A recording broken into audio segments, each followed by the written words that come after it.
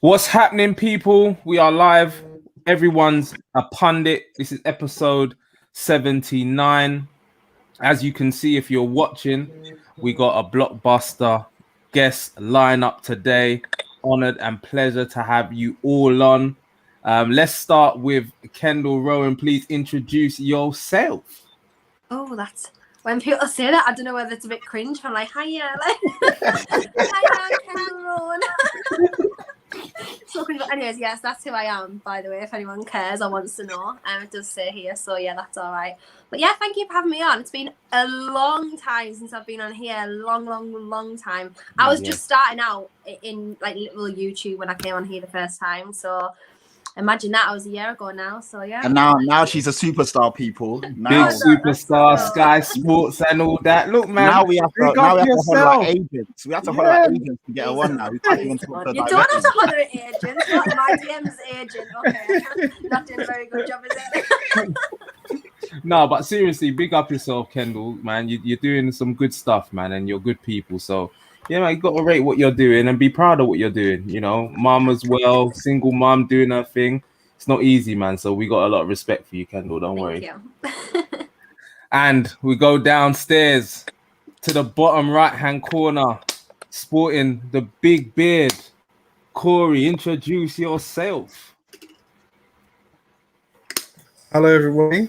As you can see, I support this dead team on my top. Where is this? There. Corey the comedian. Thanks for having me back. I don't even know why I've drawn myself out to come on here, but you know what? Good vibes. I'm happy to be here. Wicked. Corey, you know, big up yourself. You don't hide. That's one thing about Corey. You don't hide. So don't worry. I've always given it to him years and years.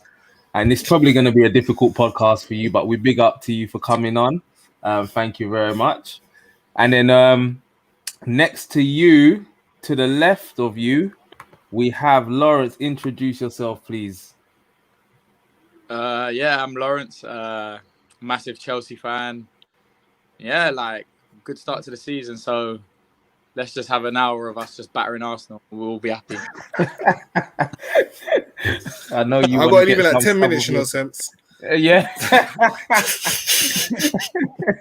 10 minutes. The funny thing is, even I can back Arsenal at the moment because I'm even above you. So not me personally, but Newcastle. So imagine that. It's peak. What we're gonna do today is we're just gonna look at the season so far. We're gonna look at the windows for our respective clubs and some other clubs. We're gonna rate those.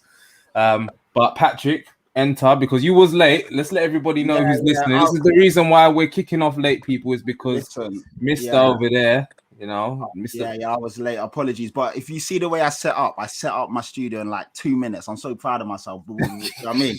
And then mic's up, the lights up, everything's good. So yeah. But what's happening, people? It's your boy Patrick Tyron, aka Young Swaggy Daniels. When you see the T, see the P. When you see the P, you know, it represents T. Let's go, people. I am Semps. If you're new to the channel, please subscribe, like, and subscribe. Follow views.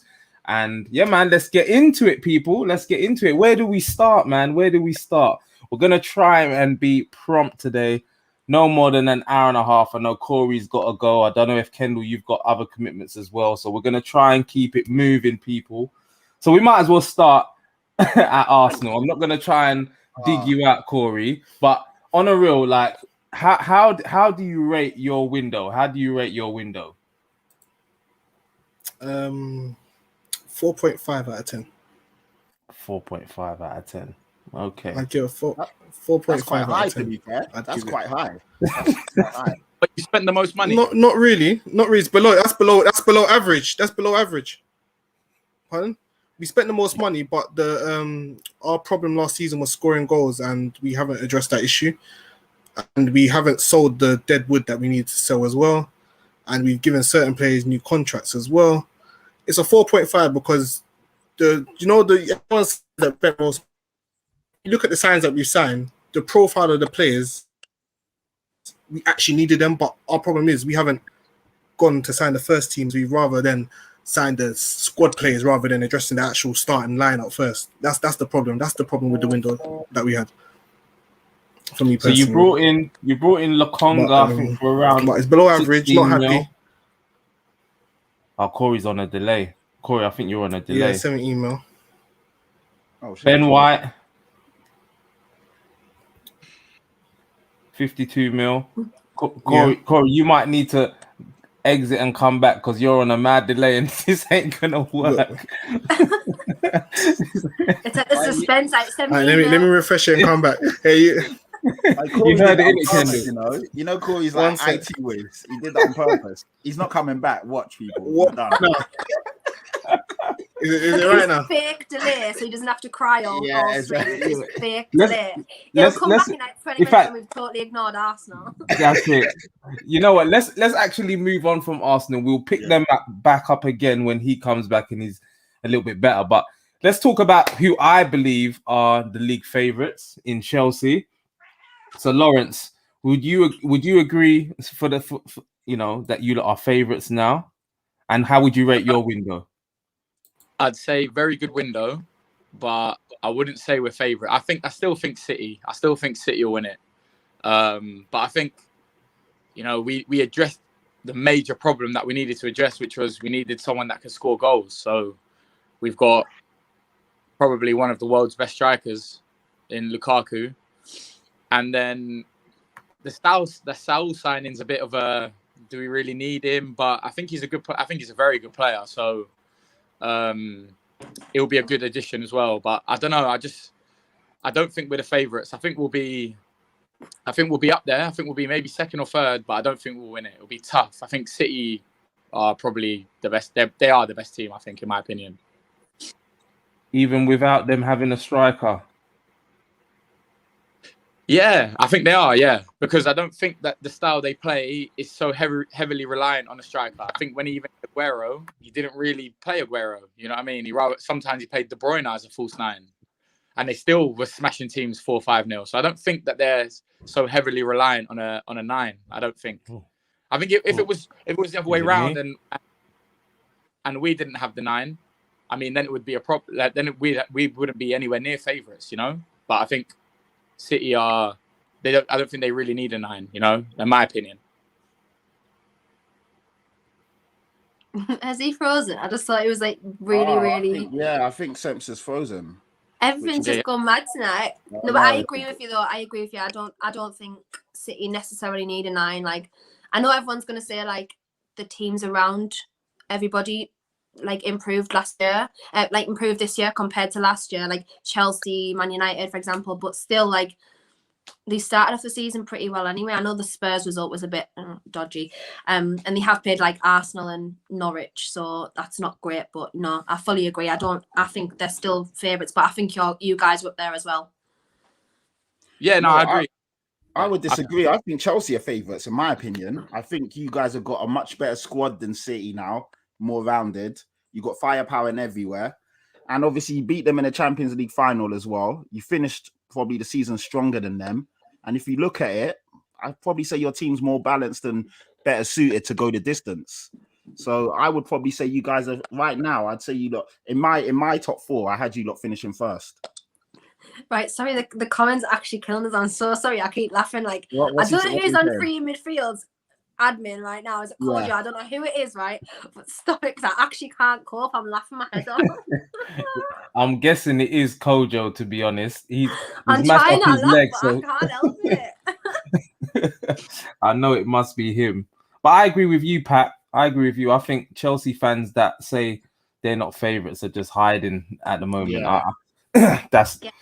I think, right, Leon. I think as well, like what made me believe a lot more was the Liverpool result. Like maybe a year or two ago, we lose 3 or 4-1. With 10 men. So I think we're well drilled defensively, and I think that's what was missing a 9. I think, mate, you have a good point that maybe we will be up there, but I don't know. I just can't see past City, man. They got too much strength and depth. Like, so do you guys though? Now I think you guys have strength and depth now. Like, honestly, but what's the strength and depth you're talking about here? Werner. Yeah, but he doesn't. Yeah, but you got Lukaku though, and then you've got so many options to play off him. But Ziyech, if Lukaku gets injured, Werner, Havertz. Yeah, that makes sense. But if Lukaku gets injured, we've got Werner. Like, Werner last year should have had 25 goals, and he only got I don't know 12 or 11. So then we're in trouble if Lukaku gets injured. You know, we sold Tammy, which I get. You know, is a lot of money for him. I think we got a good sell there. I think the one thing I can say about Chelsea's window is we do know how to sell a player. Yeah. Definitely. I think a lot of teams can actually look at the Chelsea model. I think because I think we don't really need to go out of. We don't have to that Lukaku money. I think we recoup that in sales. So I think I just think it's a no-brainer like that. The way we sell players. I think we've got a few that stayed. I think Barkley didn't go on loan. Loftus-Cheek didn't go on loan. So they're just spit like in limbo at the minute. But I think the rest of them, all the players that we needed to sell or loan out, they've all gone. So, and we loan them out and give them a new contract, which is so if they do well on loan, then we can sell them back to back. So it's just I think it's smart. You know, I think you're almost hoping that they do really well on loan, then you get 25-30 million out of them. So and that again helps you improve the squad. So. What do you make on this comment here? Because I know you're not a fan of Christensen, Lawrence. What do you make of this one here? His improvement is incredible. Like in the last, I'd say in a year and a half, he's been probably our best centre half. I'd say him and Rudiger. Since Rudiger side, I think they've both been by far the best centre halves. Obviously, we've got but Christensen's been unbelievable, to be fair. Like I say, like a year and a half ago, I wanted him out, and now I'm definitely sign a new deal. Like I think there are talks now, so hopefully he can sign a new deal. Because if we lose him next year, we could be in trouble again, unless we sign Koundé, which I think we should have signed this summer. But you know, they changed the price at the last minute, apparently. Yeah. Sorry, I just to let you know, the reason I was laughing is Corey has said that he's resetting his laptop because it's bugging out. That maybe it's trying to save him from the corn. He doesn't know. But these Arsenal boys, man. He is trying to come back. He is trying to come back. But what I would say is this is why, you know, this is why I would say Chelsea are up there is because you've got a top quality coach that you can see since he's come in. You know, players are improving, your football's improving, your defense has improved immensely. And now you've gone and got that 9 who will bang loads of goals this season. So you lot are going to be a problem, man. You lot are going to be a problem this season. But yeah, what rate your window out of 10 again, please, Lawrence? I'd say we've had probably an 8.5 in terms of everything of the window, in terms of selling and I think again Zuma as well, selling him for 25-30 million. I think it was. It's great business. I think. You know what I mean? He's probably 5th or 6th choice centre half. So to get 30 I think it's great. I know Zuma's very good as well, by the way, but it's good business. You know what I mean? It just helps you improve the squad. So I'd say an 8.5, I'd say. Fair enough. And, you know, if we was to move on from there, because as I said, I would love to spend longer, but we got to keep it moving. Let's go on to Newcastle. Do we have to? Honestly? Yeah. We'll get it out of the way, Kendall. We'll get it out of the way early doors. But, you know, you are a season ticket holder. You're a diehard Toon Newcastle fan. Sadly. But, yeah, that window that you had seemed a bit... How would you rate your window? A 1. I'm only going to give it a 1 and not a 0, right? Because we've got our top target. We've got our target, which was Willock, right? Whatever, great. Steve Bruce is telling everyone, you know, Lee Charlie has gone above and beyond to get this target. Honestly, shut up, right? Seriously, just shut your mouth because it's embarrassing. But other than that, like we let so many players go. Like when it's all said and done, like we've saved like 200,000 off the wage bill a week. Like the players we've let go, and we can't afford anyone else. We can't afford a Lord signing. We can't afford 5 mil for Hamza Chowdhury, who, by the way, would not be my first choice signing at all. He probably wouldn't be my 50th. But here we are. This is what we need. I was begging for Phil Jones on the last day of the window. I was like, please, just Phil Jones. Just Phil Jones agrees loan at Newcastle. I was begging for it. I was honestly on my hands and knees begging for Phil Jones at the end of the window. That's how bad it was. I would just think to myself, like, we actually need anyone we can get at this point. Because our squad, never mind talking about squad depth, our squad alone is bad. So squad depth, we've just may as well be non-existent. We've got Callum Wilson and Dwight Gale. They're our strikers for the season. No, what happened to what's the Brazilian guy that always scored against Tottenham? Joe Linton. Yeah, is he still around? How have you forgotten his name? He's a shambles. He's a shambles. He always scores against us. 40 million. Do you know what? I feel sorry, go on. Goals. You what? Sorry, Lance? I was just saying he's probably scored 2 goals and they're both against Tottenham. Literally. I think we paid 40 million for him and he scored like 6 goals and some of them were against like Oxford in the cup. Like, you know what I mean? Like, it's just that's the thing. I feel sorry for him because like it's not an ideal situation. He doesn't choose his price tag and stuff, but like he's been here 2 years and like nothing's changed. But you're not going to improve under Steve Bruce. Let's be honest. The same with St. Maximin. Everyone's starting to get on his back at the moment, and like I just think why? Because he's our best player that we've got by a country mile. He's our best player, but his end product's poor. But what's he going to learn under Steve Bruce? Like it's awful because you're never going to like be successful as a player under a manager like Steve Bruce because he's a dinosaur. Like he just plays Jurassic football. Honestly, right, Marcel Brown, you can laugh all you want, right? But honestly, that's how bad it is. That's how bad the situation is. He's so bad that I actually was desperately after him. He's better than any centre halves we have. Better than any. Nah, what about Lascelles is okay. Lascelles, I don't ever see him again for the next 5 games, otherwise I'll shout at him.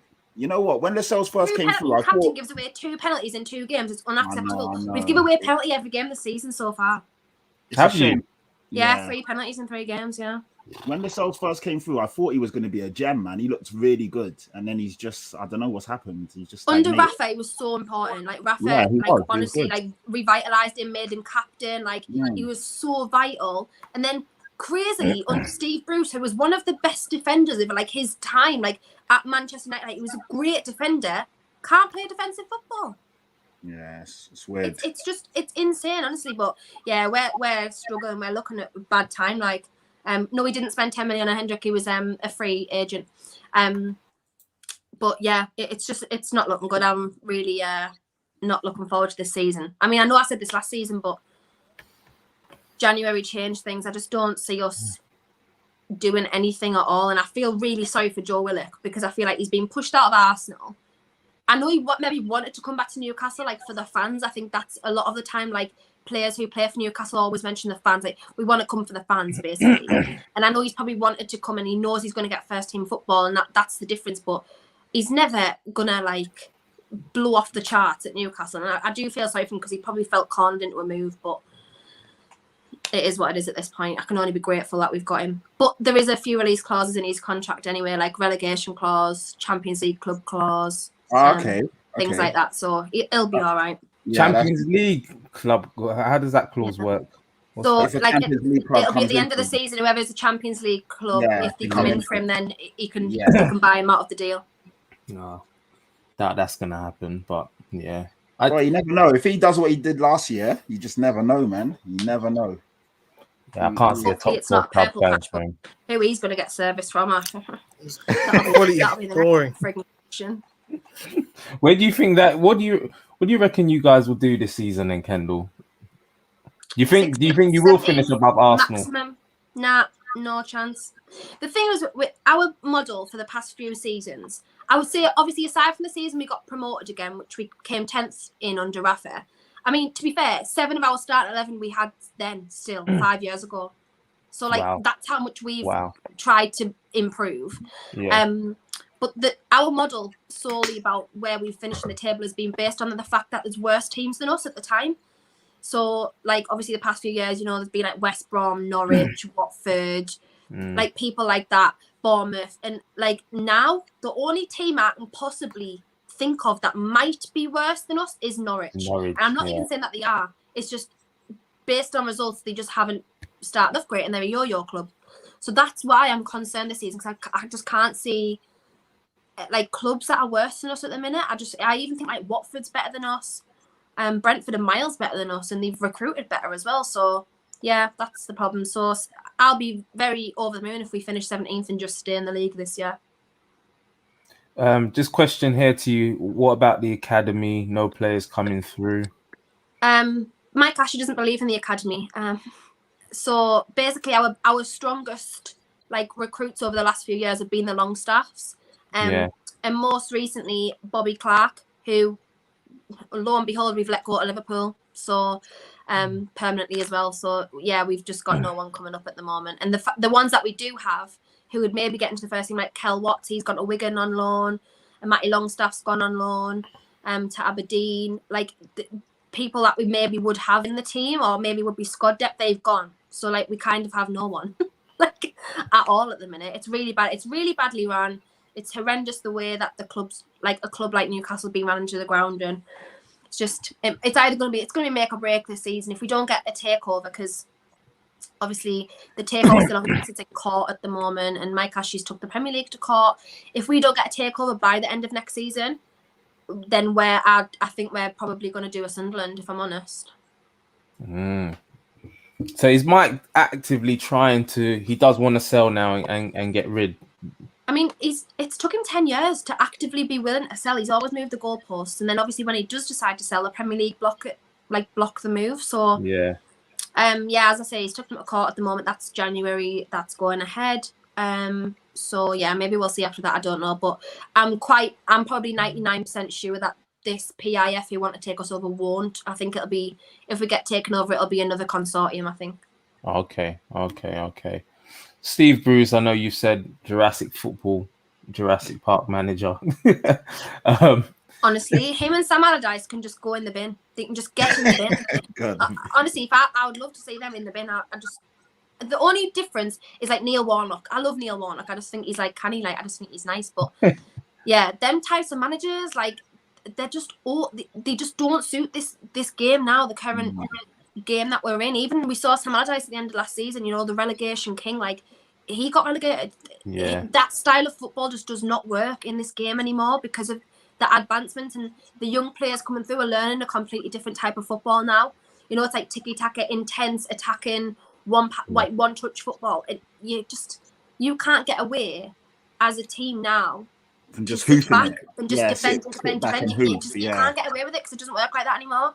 And you've got to, if you're going to play like that and play, 4-4. To be fair, I'm quite a fan of 4-4-2, but if you play 4-4-2, like, and then start going defensive, you've literally got 8 defenders. You've got to defend with 8 defenders, otherwise you can't control. You just can't handle like attackers anymore. So yeah, Jurassic, absolute Stegosaurus, Steve Bruce. Kendall, who's your DOF? Who's the guy that's like basically trying to get the players? Lee Charnley. Okay. Absolute. I've never heard of him. I'll not say what I'm going to think of him, but he's done now. What has he done in the last few years? Apart from like maybe last summer, the business was a bit better. Like Callum Wilson came in, who's like we haven't had a number 9 for a long time permanently, because like Rondon was the last one and he was on loan at the time. Who, funnily enough, has now got to join Rafa at Everton again. Yeah, Everton, isn't he? And yeah, so Callum Wilson, fair enough. At the time, we thought the recruitment was maybe good because like Jamal Lewis was only 21 at the time. I mean, he's turned out to be a waste of space as well, but that's not his fault. Like, it's just not his fault because he's just not getting like the coaching that he needs as a young player. Ryan Fraser is never fit, but he's fit for Scotland all the time. Jeff Hendrick, who was like literally, I would be a better midfielder than Jeff Hendrick on my life, right? No offense, Jeff Hendrick are out, but I would probably do a better job. So yeah, like fair enough. And then St. Maximin, but then we spent 40 mil on Joe Linton. Haven't got rid of the deadwood. We've still got like John Joe Shelby, Dwight Gale, people like that, like defenders that we've had for years. Emil Kraft, there was. Oh my God! Honestly, Emil Kraft views. I just can't deal with Emil Kraft.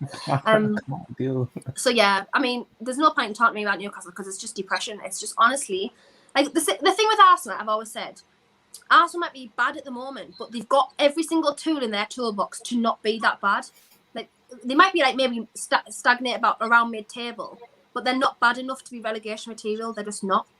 So they've got every tool in their toolbox to not be that, but we haven't. We've got nothing at all to make us go that one step further. They even had to release a statement yesterday. No, it was Friday. Sorry, explaining why they didn't spend any money on transfers because it was like everyone was kicking off at them. So they actually had to release a club statement explaining the transfer window. What did it say? Sorry, for us lot that don't. It said like basically that everyone was quite aware that the pandemic's like caused a lot of problems for the club financially, whatever.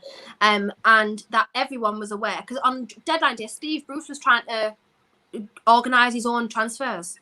without saying, like, no, like, honestly, like, genuinely serious. That's how much his club's a clown. Like, he was ringing the clubs himself, organising transfers because no one else was doing it.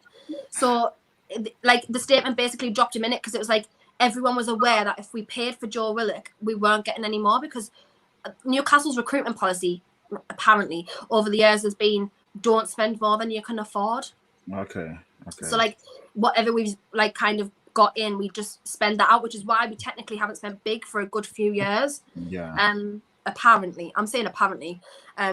So, yeah, and then you were saying, like, Steve Bruce knew this and that they had to pay for Joe Willock on Klarna, basically, on instalments because they couldn't afford the 25 mil.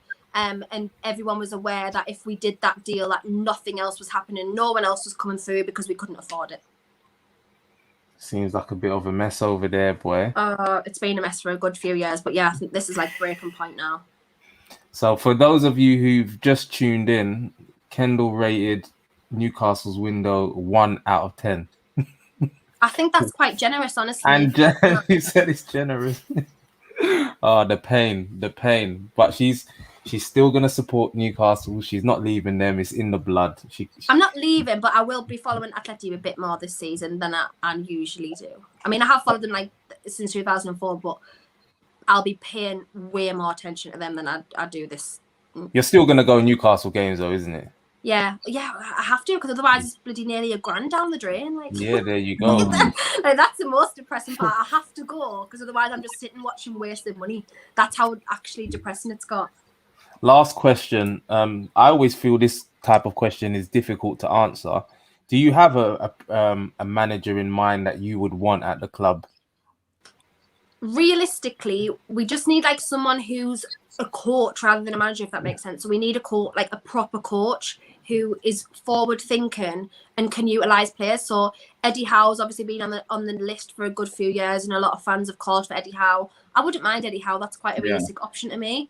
But he said I think there was like a rumor that he said he was quite happy in Bournemouth and like, with his family or down south with his family and wasn't ready to go back into club football yet.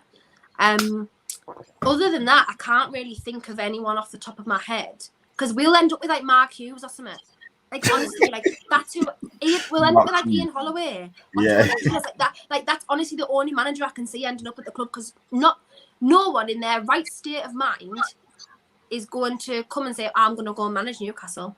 Like Steven nobody, Gerrard? Not one person. Steven Gerrard, no? Steven Gerrard, no. Why would you go from Rangers to Newcastle? That's like literally like walking from gold to absolute cement. Like why you wouldn't do that? Premier League, Barclays. I know it's the Premier League, but realistically, like that type of appointment could ruin his career, and he's already got a good one going so far. Like the same with like Alan Shearer. Like he came and he's only delving into club football. Was relegated, but wasn't his fault. But Frank Lampard, I wouldn't mind Frank Lampard, but again, Mikel Arteta. I'm not even joking. I think I would even take Arteta at this point. Actually, I wouldn't. The only reason why I wouldn't take Arteta, and that's like no shade on Arteta, because I think he's better than Bruce. But the only reason I wouldn't take Arteta is because his recruitment is awful. And if we recruit any worse than we have now, can you imagine? Like, we would just be awful. So that's the only reason why I wouldn't take Arteta. I don't think his recruitment and his man management's that great. I hear that. Did anybody else want to say or mention anything or have any questions for Kendall regarding Newcastle? No.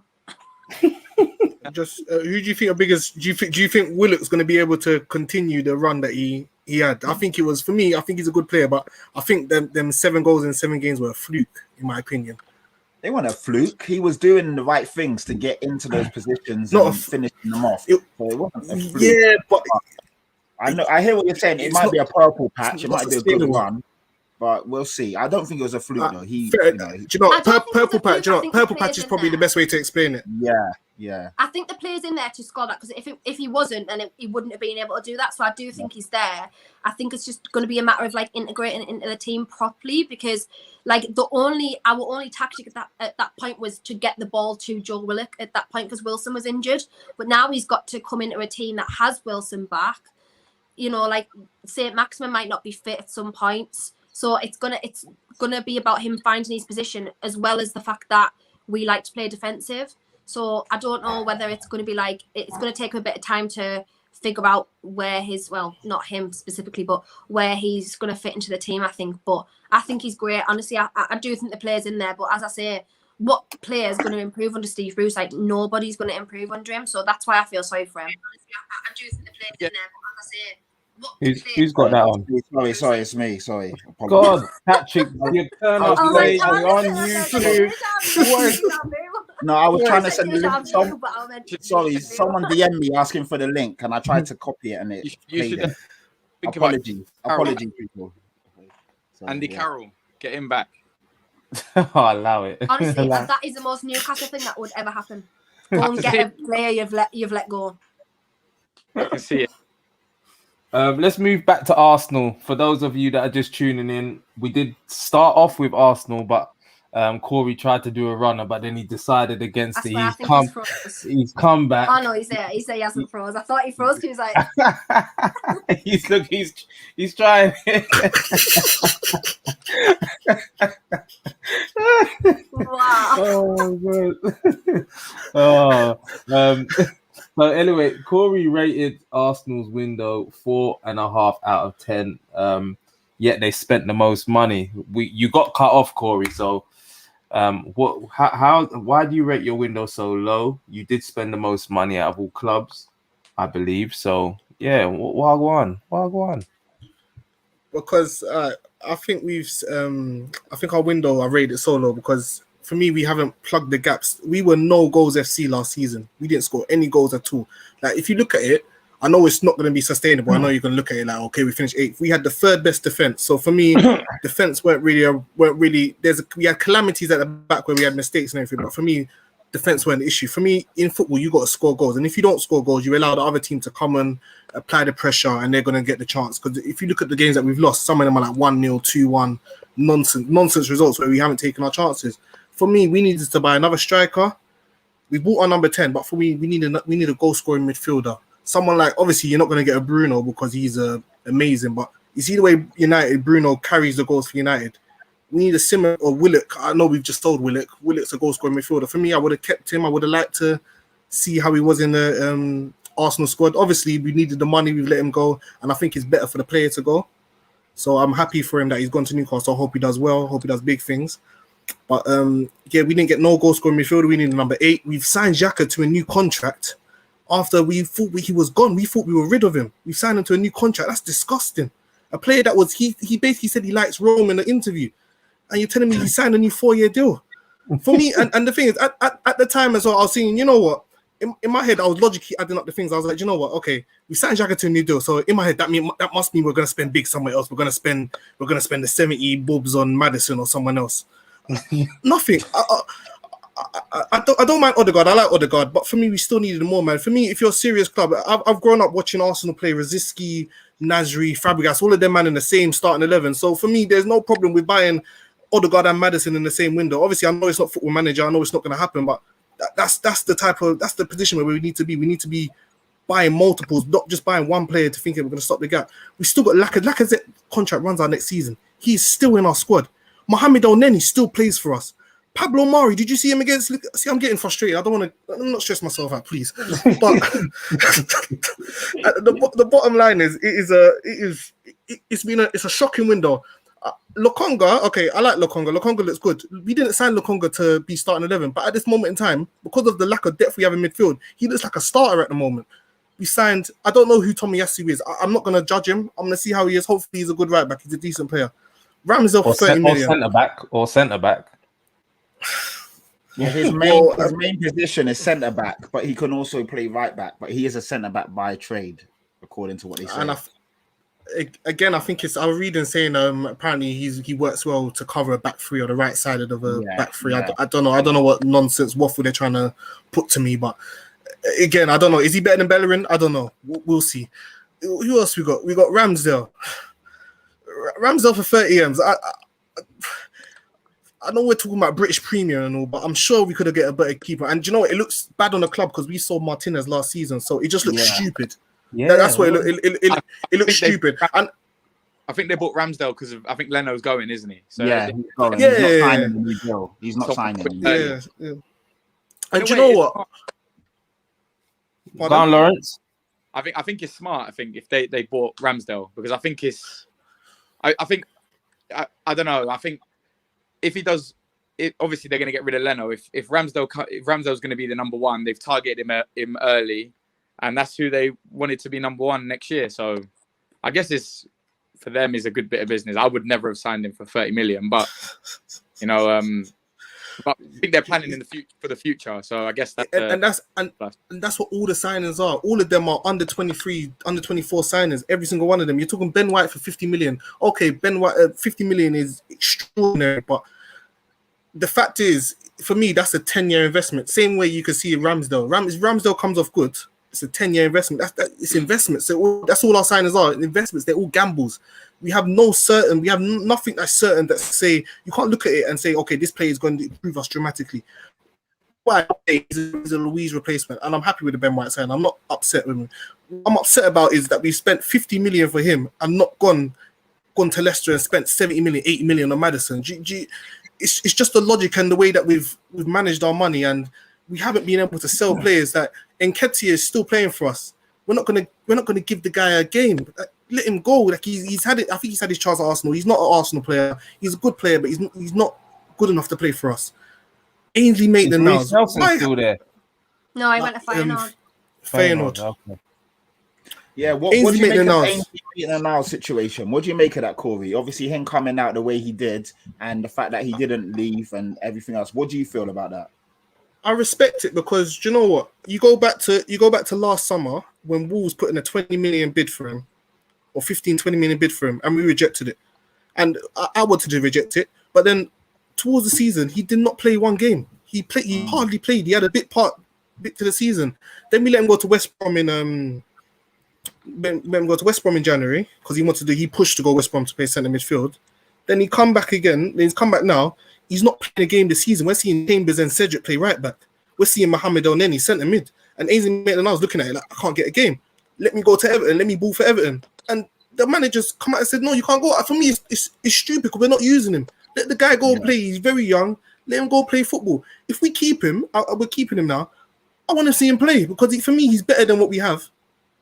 He's better than what he deserves a chance. I don't know what's going on in the management of this manager is shocking. And for me, I defended the manager. I said, give him the summer window. Give him this. Let him have time. Give him the window. Let's see what he does with the full window and full preseason.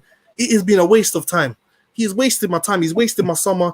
I'm not looking forward to this season. I'm not even going to talk about the matches. You know that City game? Yeah, I was out at Dreamland Juve, and I was watching on my phone. Yeah, I saw 2-0. Fam, I locked off the phone and took my race shot. There was no way I was watching the rest of that match. I saw a notification, Xhaka red card. I said, yeah, safe, 5-0. I knew it. I've had enough, man.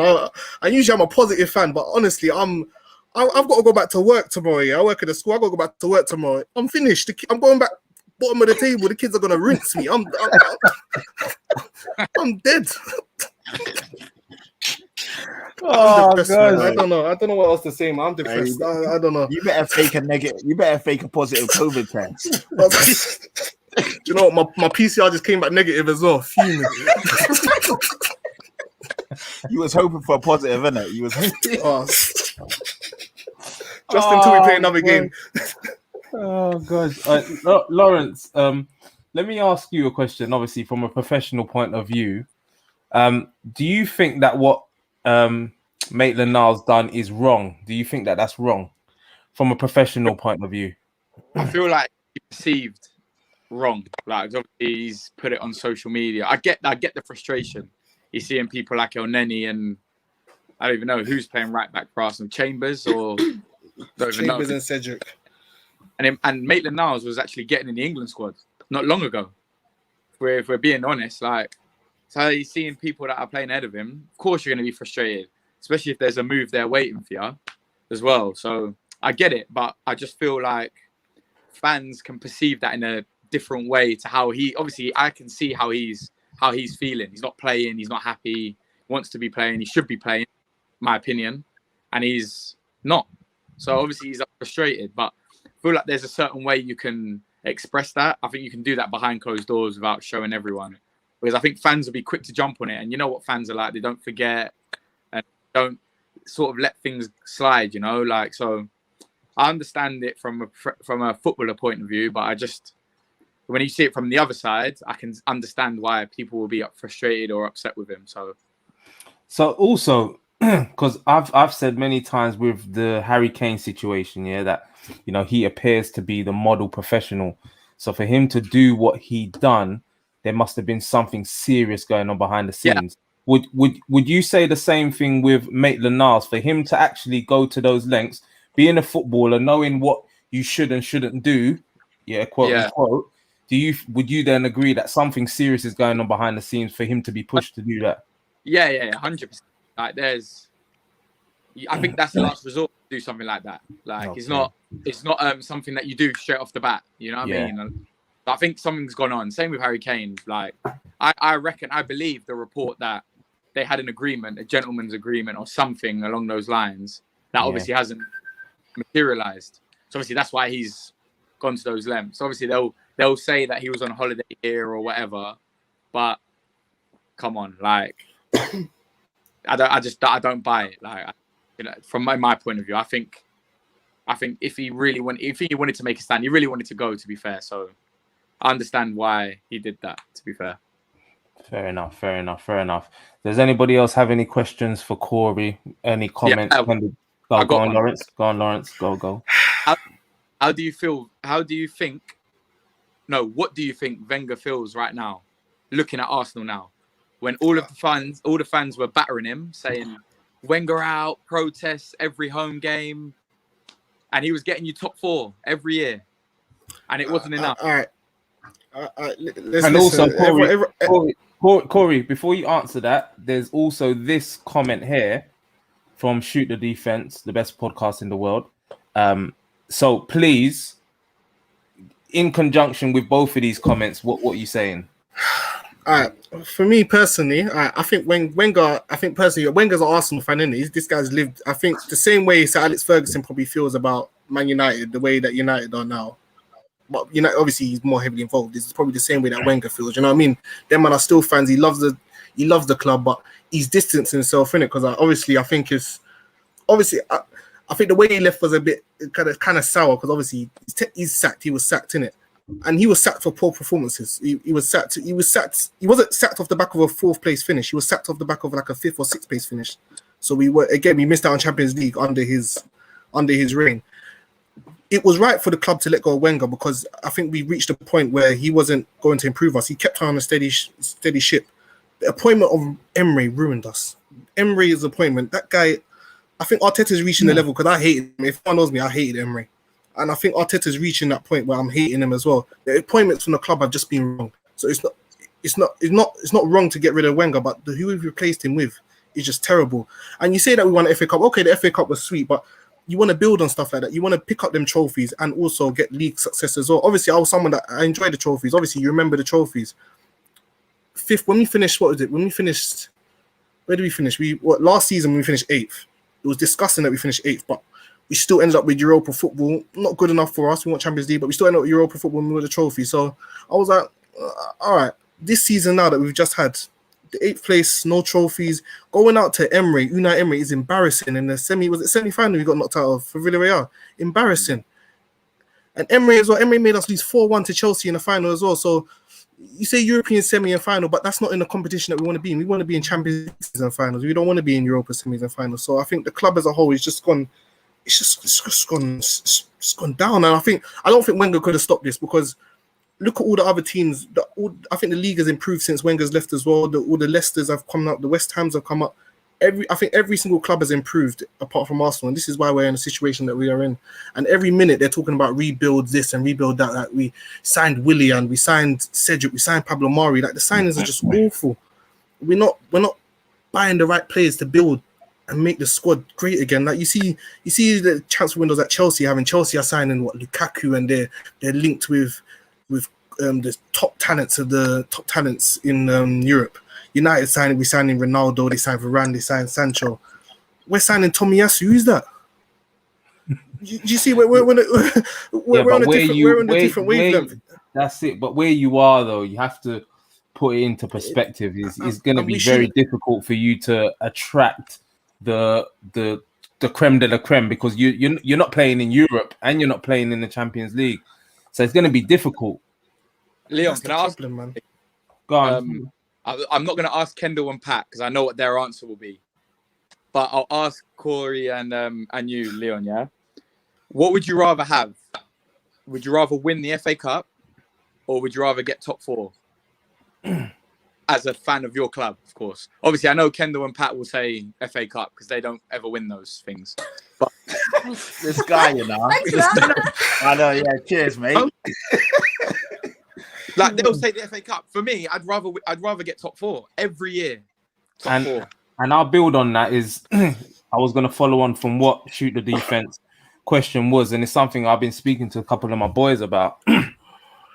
Winning the FA Cup is great if your squad, if your club is moving forward. Yeah, like, so winning trophies like what Chelsea do, Man City do, Liverpool do, but their club is doing this, it's brilliant. But if you're winning the trophy like Arsenal do, even like Man United did, do you know what I mean? We won the Europa and we won the Carabao Cup under Jose, but then the club has gone backwards. I'm not for that. I think winning trophies is only good if your club is moving. Do you know what? Do you know what? To answer your question, Lawrence, Arsenal Football Club went on a 9-year trophy drought, and winning that FA Cup against Hull was probably one of the best moments. Breaking that drought was probably one of the best moments as a fan. Not the best moment, but as a fan, when I was at Wembley that day when we beat Hull in that FA Cup final to break that 9-year trophy drought, it was an amazing feeling. I still remember that day to this day. So I'm gonna go with, obviously top 4 is great and everything, but remembering to win a trophy is top notch. But obviously you want to get both, man. For me, you want to get both. I don't want to just rather this. No, of course, you rather have both. Sorry, I'm freezing. Wait, my thing's bugging. But like, in my opinion, for example, look at what's happened this summer, right? Say if you won the FA Cup last year, right? And you went into the Europa. United didn't win anything last year. They still get Varane. You get Ben White because they're in the Champions League. Do you know what I mean? Like, there's the difference of just getting top 4. I understand that. I understand, but what you're saying, but what you're saying now about top 4 is the thing that we were getting bantered for ages ago. Yeah, exactly. We were getting cussed. We were getting dissed. We were getting dissed for getting top 4 every single season. Every single season we're getting dissed for it. So, but the thing is, at the same time, you got to understand that as a fan. But honestly, do you know what? As a fan, I took Champions League football for granted because all my life, I'm 27 now, so all my life watching football, we've been in Champions League week in, week out. So for me, top 4 was just a given. Like, I was never thinking, top 4, we need to get top 4 this season. I knew for a fact my club was going to be playing Champions League football every single season. So for me as a fan in that situation, I want the trophies to go with it. Right now, at this current moment, if you're asking me what I'd rather, I want the top 4. I want to be back in the Champions League. I miss the Tuesday and Wednesday nights. I hate Thursday. I hate we're not even in there anymore. But I hate that music. I hated that, man. But at this moment in time where Arsenal are, at this moment in time, I'd rather the top 4. Of course, I'd take the top 4 over the trophy FA Cup. But obviously, back in the day when we were getting the top 4, there was no FA Cup. I would buy your hand off for that trophy. But obviously now, I want the top 4, man. Yeah. That's fair. I think times have changed, man. I think you live and you learn sort of thing. Because I used to banter Arsenal about just finishing top 4, but then you realise when Man United under Moyes that we finished outside the top 4, and we finished outside the top 4 a few times. And then, like you say, you take it for granted, and you realise, especially in this Premier League now, getting top 4 is not easy. Do you know what I mean? So I think if you can consistently get top 4, that shows the progression of your club. You're moving in the right direction. If you can then start building on the right signings and also adding in the right pieces, the manager as well, then I think that's definitely better than winning the FA Cup. Split now, isn't it? Into like 2 leagues, basically. You've got a top league, and then you got like the rest. Yeah. And I think Arsenal will probably win that league, the rest, this year. No, they won't. Listen, respect us. Think about it. It's still early. We'll be back. What you got? I'm not going to make the excuses, but what you got to understand from our first 2 games is that we honestly we playing Kolasinac centre back, fam. Like that's not our team. That's not our starting 11. You got to be realistic and look at it. Like, our best midfielder is Thomas Partey, injured. He got injured against Chelsea. They injured him. You got to understand this is not our final form. Obviously, I'm not saying we're going to dramatically improve, but we'll be fighting for top 6 minimum. Struggle. We'll be fighting for top 6. Pardon? Fighting for what? We'll struggle. I say we struggle. I don't say we'll get it, but we'll be there and thereabouts. When I say there and thereabouts, we might be 5 points off it. Might be 5 points off it. You never know. You're not making top 8 this year. No chance. You struggle to get 8. Again, you're letting it blind you. You're letting the Kolasinac centre back and that. I'm not. I just think your squad where you are right now and Arteta's man management, your style of football, what's going on. I can't see it. I personally can't. There is Patrick. There is no way Arteta is surviving this whole season. No chance. He's gone. No chance. No way. He's gone. The way they're backing him and the way. I don't know, man. I think after they silly to sack him now. He's gone. Exactly. He's gone by October. They're not going to sack him. No way. No way. I have to. For me, I don't know. We'll get top 8. We'll definitely get top 8. Struggle to get top 6. Kendall, where do you think Arsenal will finish? 8th. I think that's realistic. That's not me being rude or anything like that. I just think, as you say, Corey, I don't think Arteta's lasting the season. I think that, at least by Christmas he's gone, depending on what happens. And as I say, you've got all the tools to be there. So why would you not be there? I just think there's just a couple of clubs like this season, like West Ham, I think are going to be there and thereabouts again. I think Everton, by recruiting Rafa Benitez, have just done so many good things with that. They've got a squad there. So they're going to be up there as well. Don't know about Aston Villa this season, so obviously they did all right last season, but this season, dark horses.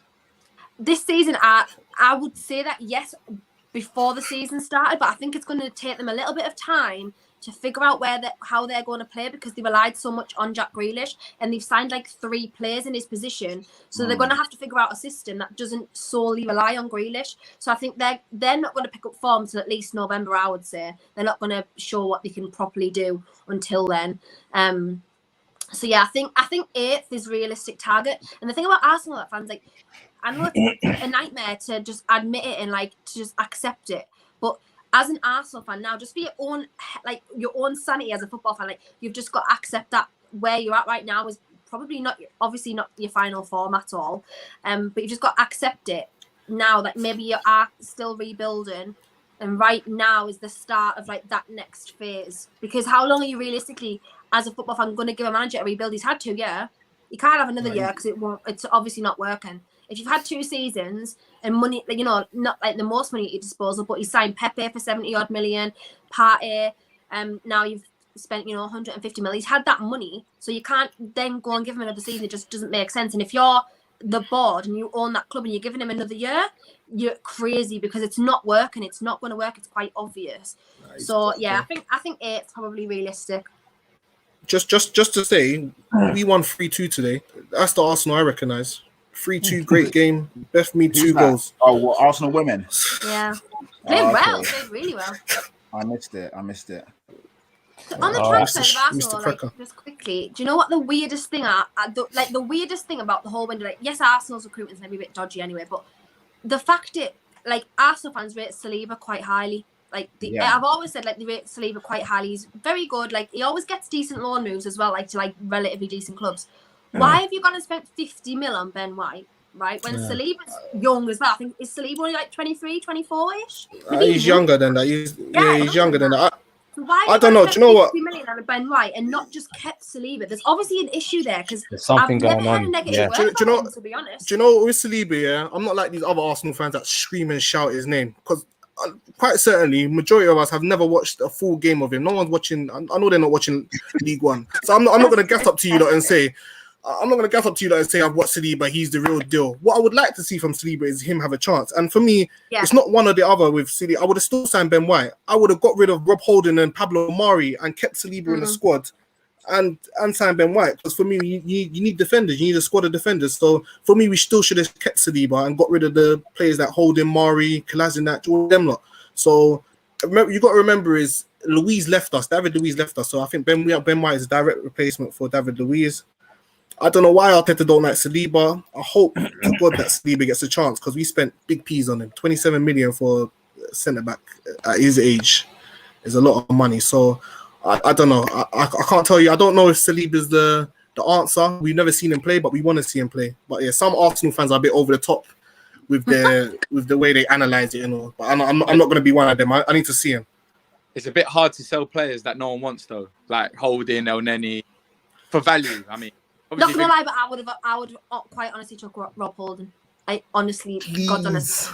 Remember that tweet I put out, and I was like, I will actually vomit if we sign Rob Holding. And this was right at the beginning of the window, and I got absolutely slated for it on Twitter. Like, literally everyone was actually like having a go as to the fact I nearly went on private because I was like, but everyone was talking proper smack, and I couldn't see it at the time. Then at the end of the window, I was on my knees for Phil Jones, so I literally would have took Rob Holding. Okay, that time I wasn't on my knees for Phil Jones. I was on my knees to sign Phil Jones. Sorry, I was on my knees to sign Phil Jones. Oh, Kendall, man, you're killing yourself. Stop digging. Stop digging. Yeah, so I would have had Rob Holding. I would have had Rob Holding.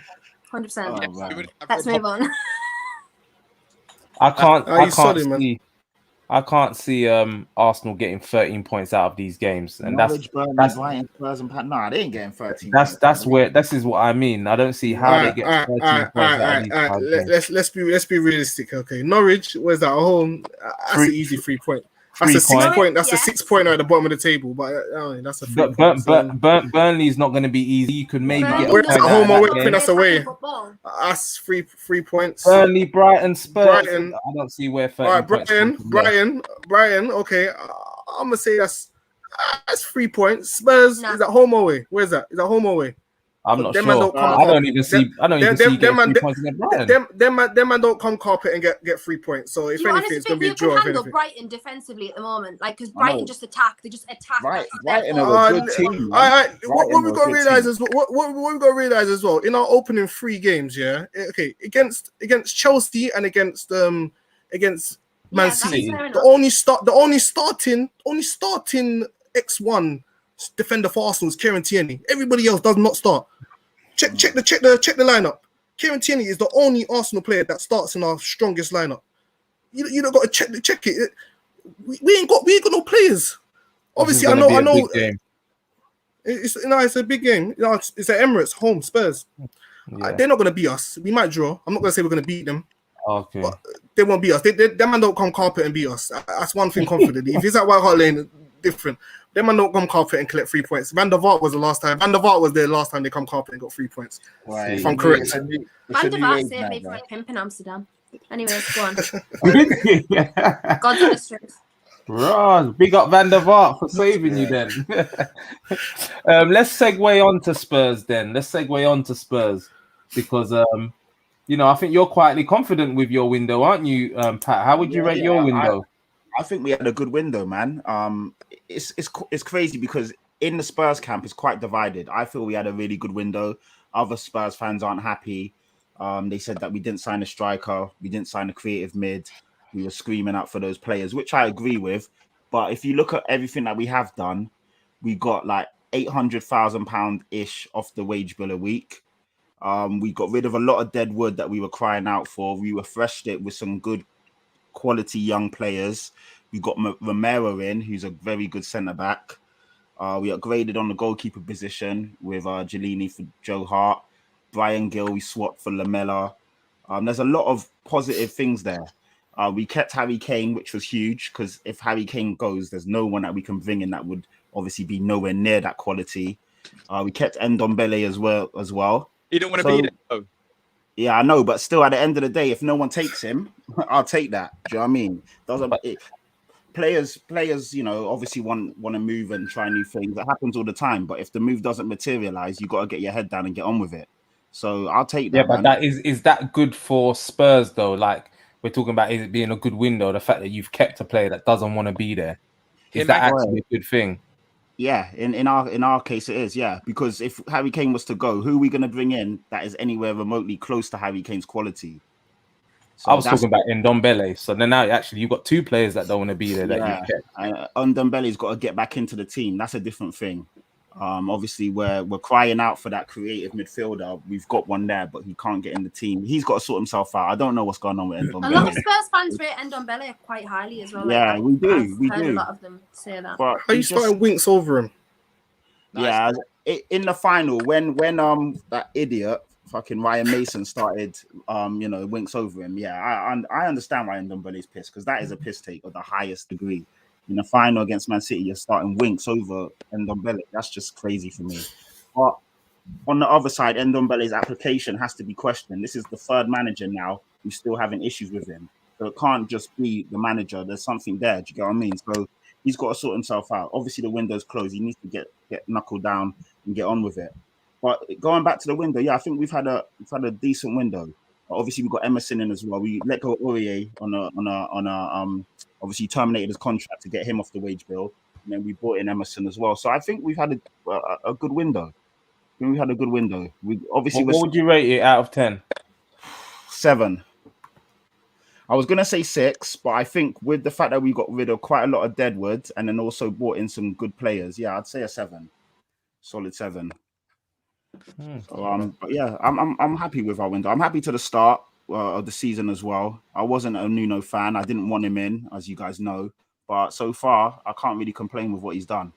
So yeah, let's just see how things go, man. But quietly confident. You're top of the league, aren't you? Top of the league. You can't call it after 3 games, man. Are you top of the league? Top of the league? No, he's trying to get me. So if I say that, then it's going to get clipped. And No. so I'm not saying nothing. Look. Before you clip it, meme it, all of that shit. So I've not said nothing about that. So yeah, we've had a good start. We're 3 out of 3. You know what I mean? You're not gonna catch me slipping, Sems. Don't try it. No, I've had a few. I don't say bear. I've had a few Spurs fans DM me and message me with top of the league tables. Nah, they need to chill. You did this last season, though, didn't you? You had a really decent start. Exactly. Yeah, November. I'm like, they're not used to this. They don't know how this thing works. Nah, you don't do that this early. They need to compose themselves. Like, yeah, we've had a good start. Don't get me wrong. Obviously, we could have scored a few more goals. I would have liked that. But I'm happy with the clean sheets. I'm happy with the positive start. And then we obviously integrate the Brian Gills, Romero's, and see how we do, man.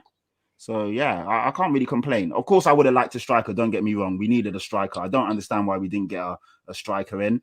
Danny Ings went for 25 million. That we should have been all over that. But does Danny Ings come in to just sit on the bench? And I think this is a problem. I mean, a problem with Spurs in being able to sign a striker. Well, Nuno was always saying that we was going to play with 2. He's happy to play 2 up front. So obviously the proof is in the pudding. Until a striker comes in, we see it. But Nuno has said he's happy to do that. But you're right, Sems. We don't know because it's never happened, isn't it? So that's the question. Well, yeah, but yeah, I'm all right with the window, man. I ain't got no complaints. Anybody got any questions for Pat for Spurs? Nah. Wait, do you think this these 1-0, 1-0 are sustainable throughout the whole season? No, of course not. Like the last game, Dele Alli should have scored and Harry Kane should have scored. So that should have been a 3-0 win. Man City obviously was a different animal. That was a 1-0 win where we had our backs against the wall. That's a good win. That's a good win. Yeah. But the other ones, no, they're not sustainable. Wolves, to be fair, we got out there quite lucky because they were all over us and they played really well. And obviously we got the penalty and then we literally scrapped and fought for that. So they were 3 different 1-0 games, if that makes sense. But it's not sustainable. You need to score goals, man. You need to score more than 1 goal. Obviously the clean sheets are good, but nah, you can't sustain these 1-0s. No way. Do Spurs really need another creative midfielder with the second coming of Dele Alli? The thing is, Dele Alli's not really a creative mid. We played him a lot deeper this season, and he's been like tracking back, tackling, putting in the most mileage. He's been doing the other side of his game. Obviously, he's more of a like a second, almost like a Lampard-esque kind of player. Runs in late to the box, gets on the end of balls and stuff like that. So he's not really a creative mid, if I'm being honest. We've got Ndombele there, who should be that guy, but he needs to get in the team. When he was playing with Jose, Ndombele was also put too deep and almost played like a DM, like a double pivot, almost what they do with McTominay and Fred. And that doesn't work with Ndombele. He's not that kind of guy. So Nuno needs to try and figure a system out that will fit both Dele and Ndombele or whichever. So we need a creative mid. I'm yet to see whether Brian Gill can also play in that position. I know he's been pushed out on the wing a bit, but he definitely looks like he's got the the capabilities to play as a 10. Very tidy player. And when he was playing, he was finding Kane quite nicely. So there's the players there, but Nuno needs to figure it out. Do you know what I mean? Last question. Sorry. Yeah. Try and take out time. Right. Do you think you're finally going to win a trophy this season, Sunshine? This guy, you know what? It's funny that you say that because I was on a podcast with Raymond Vega, who's obviously an ex centre back for Tottenham, and I was saying that we should bin off the Conference League, and he was like, "No chance. That's your chance to win a trophy and obviously start, building on winning things." So I'm hoping we go for that. You must be favourites. Yeah, Roma are in it. Yeah, us and Roma. I was about to say that, Lawrence. Spot on. So look, Roma's in it. Yeah, with Jose. Come on, Jose. Oh my gosh, Jose. Lord, and isn't it so mad how things work? Like, I know, it's Sod's Law, we're going to meet them. Exactly. And you know Jose is going all out to win that, boy. Trust me. Yeah, and we're going to play them at some point. It's written in the stars, isn't it? Yeah, so, in the final. Yeah, something. And then you lose another one. Don't say that. And Jose is going to be like, yeah. If Jose gets one up on us, I'll be. Europa going that. You what, sorry, Lance? I think the teams that come third in the Europa group going that. Oh, okay, they dropped down as well, yeah. That's interesting. See, I didn't know that. But yeah, I hope we can go for the Conference League. The other trophies, I don't know, man. I have to see. But yeah, I want us to go for the Conference League, man. We're in it, so why not? So the thing is if you win that, you're still not getting no ratings from fans. Of course, and that's what that was my argument when I said that we should bin it off. But Ramon was like, "No, fuck it. It's a trophy. At the end of the day, it is what it is. It's a trophy. Go for it." So yeah, I want us to go for it, man. We're in it, so why not?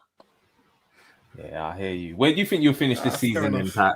It's early days. It's early days. Initially, I said 7th, as you know, Semps. I'm gonna be a bit brave and I'm gonna say 5th. Okay. Yeah, because I had Leicester at 5th, I had West Ham 6th, and I had us 7th. But I'm gonna say that possibly we could pit Leicester and West Ham to 5th. So yeah. Lawrence looks like he's seen a ghost after you said that. I think Leicester will be better in the end. Yeah, we'll see, innit? We'll see. But that's me pushing the boat out, and you know what I mean? So yeah, I think if that happens, you lot owe Nuno the biggest apologies. You 100%. Well, you saw. I don't think I saw one Spurs fan who said they wanted Nuno. I know you saw the tweets, Kendall. You saw all of them. We were pissed. We were fuming. I couldn't believe it. Honestly, I was so shocked at how everyone was like so against Nuno. I was like, I can't believe this. But yeah. You know what? I don't know anything about this team, so I can't even comment on that. Nice. Greek team I used to play for. Oh. So he's taking the piss. Nah, well, yeah, really. They're not in the Conference League, though. They're not in the Conference League, no? Yeah. That's what I'm saying. I don't even know he's in the Conference League, so I can't even comment. I'm like, boy, who are they? I thought they were in your group. I even thought you were taking a piss when you said you used to play for them. Yeah. So sorry, shoot the defense. Cypriot team. Cypriot team. Yeah. What does it say here? Leicester will come 5th. They are strong. The thing is it's very early, isn't it? So exactly. If Pat says 7th and then thinks he could possibly do 5th, especially with the way they've started, you got to give him that. You know what I mean? You can't banter the team that's top of the league. Remember, Man City were 8th for something. They were literally like 8th. It's true. That is true. All right, so we'll move on then to my club, Manchester United. Can we just not? Because you've made me question everything I know about football. I literally just know that Cristiano Ronaldo is one of my all-time favorites. I don't even care about him now. Lionel Messi, go, love you, honestly. Lionel Andres Messi. Change your allegiances. I know. People are hating on Ronaldo right now. It's crazy. I'm so against him now. I was gonna say, like, I generally agree with a lot of what Kendall says, but obviously when it comes to United, there's a conflict because she hates us. She hates United. She hates United fans. Man United. It's not Man United that I hate, right? It's just, I wouldn't even say I hate the fans because actually I'm really good friends with loads of Man United fans, but it's just the general consensus of Man United, like what they are. No, it's like, the fans. It's the fans. Spoiled bratty, like the spoiled It's definitely the bratty fans. nature of Man United, like actually irks the life out of us. Like everyone's whinging, like, oh, the Glazers are hard.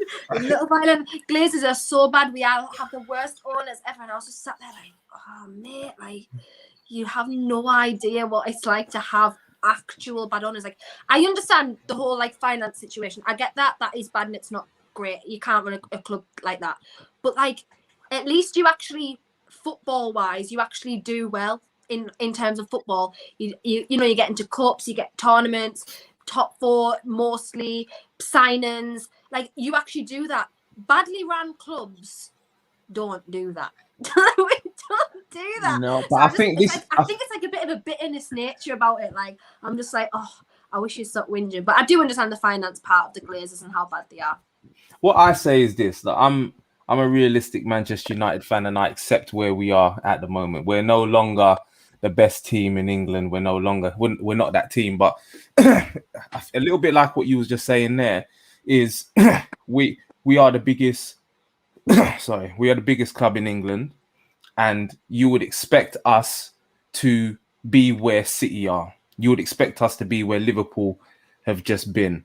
And that's the issue, is when you say that, you know, badly run clubs don't operate like us, is they kind of do, because with the amount of power and finances that we do have, we shouldn't have fallen so far behind where we were under Sir Alex. And I think that's what the issue is. So from a Man United perspective, as you know, I'm a lot older than Corey, and for the whole of my life, I've watched us dominate English football to the point that you could think, how is it possible that you go from there to there? Do you know what I mean? Now we're slowly getting back. We're slowly now getting the respect from fans.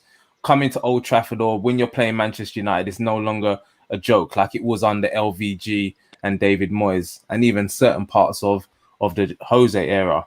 But if I was to go and sort of rate our window, you know, I'm closer to like 6.5 out of 10. That's low. Personally, What? Yeah. No chance. No chance. Oh, no, I'm not even that. That is a 9.5 out of 10. No. Was it 9.5. No. And what I would say is maximum, I'll say 7 out of 10. Maximum 7 out of 10. Maximum 7 out of 10. And this is the whole we haven't got a DM argument. No. Let me finish, Kendall. Let me land. Look, people are trying to get onto us saying we are favourites, and Man United fans that are saying it otherwise are silly. Like we're not silly like some other fans that are just going to shoot their mouths off for the sake of shooting our mouths off. 21 didn't happen, did it not? No. That was just banter though, Kendall. That was just banter. None of us really thought it. It was good banter. It sounded good, didn't it? It rhymed and stuff. So it was good. It was good banter. But I'm not even on a humble flex. I'm saying our squad is not as well balanced as a Chelsea squad, as a City squad. Do you know what I'm saying? We do not have the quality of manager that those teams have. You see when Tuchel comes in, no, you can't look like that, Kendall, when you hate Steve Bruce. Yeah, a manager plays a part in your success on the football field. This is why Liverpool were able to dominate the way they were dominating, because they had Klopp, an elite coach that came in, found a system, found players that worked effectively well. You got a midfield of like Henderson, Fabinho, and my man that used to play for Newcastle, his name escapes me now. Wijnaldum. Like, that's just funk. That's not, you wouldn't say that any, apart from Fabinho, but you wouldn't say Wijnaldum and Henderson get into other top 4 teams. Do you know what I mean? But you create a system and a way of playing. When you're an elite coach, you can achieve things. You've seen what Tuchel's done. He's come in, he won the Champions League with the same set of players that Lampard had playing poorly. Do you know what I'm saying? So then you come to Manchester United, and it's now whether Ollie can get this group of players playing. Because I was saying to Ty on Twitter, I was talking, and he was like, who do you play now? So I'm like, rah, Mason Greenwood probably starts ahead of Jadon Sancho now. And then it poses a question like, did we really need Sancho? Did we need to go all out to get Jadon Sancho when we were all crying out for a central midfielder? We knew that that's what we wanted. And again, the recruitment is brilliant business, looking at Varane, Sancho, and Ronaldo. But when we're talking about long-term, creating a system, we're talking about filling the gaps that need replacing. I'm not sure that we've actually done that well. I don't know. What? I don't know, man. Sancho's an When investment. you put it like that, I do get it. I do get why you may be a bit like that. Because like Sancho, I understand he probably clearly hasn't signed for Man United to go and sit on the bench. Like he just hasn't. Like, do you know what I mean? Exactly. So there is that respect. I think the Cristiano signing was like a bit off the cuff. It was just like, right, just go and do it. It was a sense of I don't want him to go to City in that respect. Yeah. And also let's just do it because the Glazers know how to get fans to ignore their shenanigans for a while. Like they know, like they do these certain things and they say these certain things that stop the fans getting on their backs. Yeah. So I think it was like an element of that as well. So I didn't really understand the Cristiano sign. I mean, when you look at it, who's going to turn the nose up at Cristiano? No one.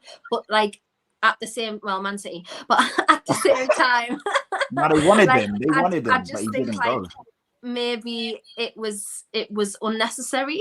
Like it was an unnecessary signing because everyone was mourning for a DM. So maybe it wasn't an unnecessary signing. I don't know, but he'll be fine. There's no denying he's like going to be an addition of the squad, is it? Like he's going to be experience, ability, like he's even like leadership, like that leadership presence. Like you know what he was like with Portugal when he got injured and stuff. So there's no doubt he's going to be an addition. And people like Greenwood and Rashford learning from him. Well, you know you're going to have Greenwood's going to be unbelievable anyway, regardless. So. Yeah, I just think it was a bit of a weird one. Let's remember though, people, like Ronaldo, we know he's 36. He outscored Lukaku in a team that just about finished top 4. Lukaku played for the champions. So he can still do bits. But he was getting chances there. My whole thing, Pat will know, I say on Everyone's a Pundit week in and week out, Manchester United struggle to create chances, especially against teams that play a low block and defend. Now, what the hell do you think teams are going to do now when they see Ronaldo, Cavani, Sancho, Pogba, all of these men on the starting lineup? They are going to defend block, all the way back. You know what I'm saying? I don't even want to know because Ronaldo's debut is against us. So you know what? Yes, I don't it is. know It is. So. That's why you're hating. That's why you're not happy with me because we're playing Newcastle at Old Trafford as well. That is going to be the fine. only Premier League hat trick he ever scored is against us. I think Ronaldo will. I think Ronaldo will kill Bruno a little bit. You know, if I'm honest. Like if you look at like Bruno was poor in the Euros, and that's because a lot of their play was with Ronaldo. I think that's what United are going to turn into. Very Ronaldo reliant. Like, do you know? I don't think we'll be Ronaldo reliant, but there's going to have to be a sense of, you know, being a bit more direct to Ronaldo in terms of crosses and stuff like that, which we don't really do at the moment, you know. And our play through midfield is really poor. You know, if you saw the some of our games, you know, you've got the gap between midfield and attack is too wide, and this is what I'm talking about when you've got them lot playing a double pivot. And you see her comment here with Pogba, United will create. What's this? Who will take in pen now? Fernandes or Pinaldo? That's such a silly comment. Because the thing is there going to be arguments? Do you think there's going to be a big disharmony after? No, I think Bruno stays on pens personally. Ronaldo 100% takes on pens. Exactly. You think so? Bruno stays on pens. Let me know from my fantasy, sense, because I'm thinking Bruno's got to go. No, I think Bruno stays on pens. Bruno with Ronaldo because I thought like he was going to have more situation in my FPL. Ronaldo's a big man in this game, and he's taking them pens off Bruno. Yeah, exactly. Same. He's getting Bruno's getting G-check. Did Bruno against Ireland the other day? Say again? Did Bruno start against Ireland? I think he did. Yeah. I think Bruno did start. Yeah. Ronaldo did. Yeah, but that's Bruno won the penalty. But Ronaldo missed the penalty though. Ronaldo missed the penalty. Bruno don't miss penalties for United, and this is why I think that he stays on pens is because he's missed one penalty for United. Do you know what I mean? And he scored every other one. So that's why I think he comes in and he says, we including that VAR one as well. It's me until I miss it, and then maybe Ronaldo then comes in. But Ronaldo's not guaranteed to score a penalty like Bruno Fernandes is. But you know, all of this Fernandes talk is he the thing is, Bruno's scoring more open outfield goals than Arsenal man put together. So you need to leave that Fernandes talk. Funny, like I'm like, Fernandes, but like at the same time, I just think to myself because this Fernandes. is always Fernandes. This is always I used to Shearer, like, what do you want him to do? Do you want him to not score that penalty? Yeah, like, it's crazy, isn't it? Do you know what I mean? So I always silly. see like both sides, but I do think Fernandes is a bit funny. But yeah, leave them Arsenal man there. They're bitter. They're in the gutter. I understand it. But yeah, look, Leon, I don't think Ronaldo will be. I don't think he'll be as good as what United fans think. You know, just being honest. No, I think that depends on the service he's provided, though, Lawrence, because we can see he can still score goals. Do you know what I'm saying? He's still physically strong. He's still doing it at international level. He was doing it at league level last season, and I don't think that is the problem. It's whether we can supply him. It's the same thing that I would have said to Dash on many occasions regarding Haaland. Everyone's talking about go and get Haaland, go and get Haaland, go and get Haaland. Haaland relies on service. If you come to a Manchester United team that's not providing you, you are going to struggle. You're not going to be able to beat loads of men and create chances yourself. Do you know what I'm saying? So I think Ronaldo's fate will literally depend on United and the coaching. And this is why I say our window is a 6.5, 7, is because the DM situation is a problem, people. Like, you lot might want to overlook it. You lot wouldn't want McFred in your midfield. You lot wouldn't. Do you know what I'm saying? Maybe not Fred. I would have maybe McTominay. No, I don't like. Yeah, well, you wouldn't have both of them, would you? Scotty McTee is decent. Fred was playing for Wolves the other day, wasn't he? You joker, passing the ball to them. Oh, he makes me die. Fred is just so funny. Like, I just can't even cope. He just makes us laugh that much. And he just does this every minute. He puts his hand up when he gives a bad pass, and his teammates look at him, and he's just like, "Sorry, I'm sorry, I'm sorry, I'm sorry." You know what? Nah, man. Well, Leon, I think you can't really play Pogba wide. I don't know why they insist on Pogba wide.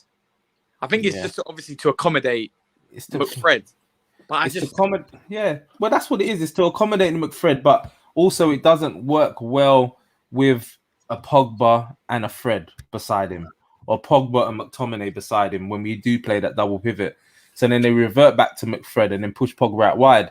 But this is the problem now: is we've got Sancho, Greenwood, Ronaldo, Cavani, Martial, Rashford. There's no way for Pogba to go out wide. So Pogba is naturally now going to play in midfield, I believe. And then again, he's still got a Fred next to him, or a Matic next to him, or a McTominay next to him. And for me, that's not good enough. And this is why that position should have been a priority in my eyes. Who would you have signed as a DM if you were going to sign someone?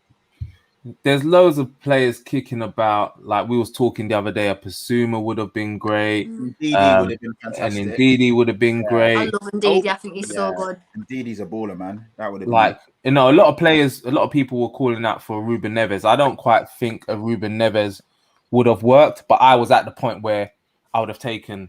I'm like, not to say he's I think he's a top player, but he wouldn't have been my first. He wouldn't have been my first choice. But I still would have at that point been, please. Like you wanted Phil Jones. El Nenny's available.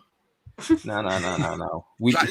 Saul would have been a good one for you, I think. Saul, the one we've signed. Yeah. The thing with Saul, like, he's played DM in the past, but that he's not good as he's not good as a DM. I think under Tuchel, I think he'll be fine. I think he'll be fine anyway. He's a utility midfielder, so he's fine. But the thing with Saul is like he wants to play forward. So I think if Man United signed Saul, it wouldn't have made any sense because you've got Pogba wanting to play forward, Ronaldo wanting to play forward, Sancho wanting to play forward, Rashford, Greenwood, whoever else, Bruno. So there would have been way too many clashes there. So as a DM, I don't think he would have been the one, even though he has played there in the past. But yeah, I don't think he would have been the one. But Man United would have been his choice if it was up to him anyway. If you were in for him, he would have gone there anyway. Yeah, I think he would have gone United. I think he's apparently a Man United fan. Apparently. We're so brighter, and look what happened. Well, this comment here from Shoot the Defense about McTominay, and I think a McTominay and Pogba works definitely much better than Pogba and anybody else. And McTominay is not a bad player. He could definitely grow. And we're gonna have to wait and see because look, we've not bought anybody. We're gonna have to make it work now. But Lawrence, you wouldn't take Ollie as manager. Even Arsenal wouldn't take Ollie as manager, and Spurs wouldn't take Ollie as manager. And Kendall, would you take Ollie as manager? I absolutely would take Ollie as manager. You would? Well, you got Steve Bruce. And look, I would take you as manager, Mona. Honestly, I'm not even lying. I genuinely would. I'm not a bad coach, Kendall. We can talk. Put me in touch with them. I don't have the plug like that. Sorry, but Hey, Sems, let me ask you one quick question. Your thoughts on the Donny van de Beek situation? So my thoughts on this is that I don't think that it was an Ollie signing because it can't be an Ollie signing for him to not be given this chance. And some people will say he needs to adapt, maybe. And I'm like, the guy hasn't been given no chances. He's been given no chances whatsoever. And I don't know, man. I don't know what's going on with Donny van de Beek. I'm not sure why he didn't move on. I'm guessing it must be because he's going to be given chances this year. But again, I don't see where his chances are going to be. So it's a really weird one, really weird signing. It seemed like it was a club signing, but again, it doesn't. I don't understand it. Is my honest. I don't quite understand it. I got a question for you. Say that again. I got a question for you, Leon. I think the Ronaldo signing is similar to the Alexis Sanchez signing. Yeah. Oh, do I think it is? Yeah, do you think it's quite similar? I don't. Yeah. I do. Yeah. I do because I don't think we were. The Ronaldo thing just happened, didn't it? Just off the cuff. Like man's looking as well, wasn't it? Yeah, like he's looking for a club, and Man City is talked about. Everyone thinks he's going Man City. Then I reckon Man United have just said, no, we can't allow that to happen. You know what I mean? That's long. We're gonna save you as well, Ronaldo, because bury your fans are like cussing you and burning your shirts and acting like dicks because you're even got big Fergie on the phone to him. That's blackmail. That is absolutely shocking behaviour. That get the old pensioner to ring Ronaldo and say, please don't go anywhere else. Like. That's it. We got that. He got number 7, hasn't he? Now? He got the number 7 shirt as well. He let Dan James go because he's number 21, so Cavani can have 21. Yeah. And Man United, are they? Dan James got shifted out, boy, so that shirt can get vacated for Cavani. But look, we got one thing I would say is with Ronaldo, as we know, his professionalism, his mindset and determination to be the very best wherever he goes and to win and break records and just to be that man, that can only be good for us. Do you know what I mean? When he comes in this dressing room, what he's going to demand from the players around him is going to be mad. So it's brilliant. It's brilliant for the squad. It's brilliant for the young players like Greenwood to learn from him. It's just going to be now whether Ollie is good enough to create the system and create a way of playing that's going to be able to accommodate all of our attacking players, and on top of that, keep them hungry because there's going to be a lot of top players that's going to be riding bench, and he's going to have to be able to rotate the squad, keep those players hungry and wanting to play. I don't worry about Cavani. Cavani, I think, has been a top professional since he's come to United. I've really enjoyed his time with us so far, so I don't worry about him but there's some other players that are going to be itchy and it could affect their performance and their morale around the club. So yeah, man, we'll have to see what happens with Man United, but I firmly think we'll finish top 4. I think we'll finish top 4. I think we will finish above. Yeah, it's just a battle between us and Liverpool for 3rd and 4th, and I think City and Chelsea battle it out for the title this season. And I thought that before, and I stick with that. I don't know why you're scratching your head, Corey. Why are you scratching your head? Man, you man are cop outs. You man are cop outs, fam. Cowards. I'm Listen, cowards. Cowards, you know. What, Cowards. you expect me to you defend lot